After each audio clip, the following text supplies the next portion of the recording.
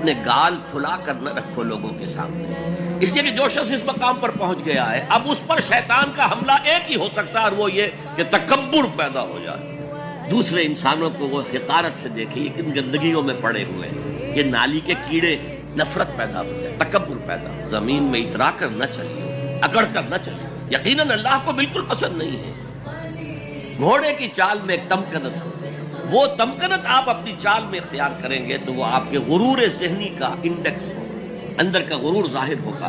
ये उस चाल से, घोड़े की तमकनत वाली चाल, फख्र करने वाला, इल्म पर फख्र हो रहा है, तकवा पर फख्र हो रहा है, माल पर फख्र हो रहा है, अपने सोशल स्टेटस पर फख्र हो रहा है, अल्लाह को पसंद नहीं।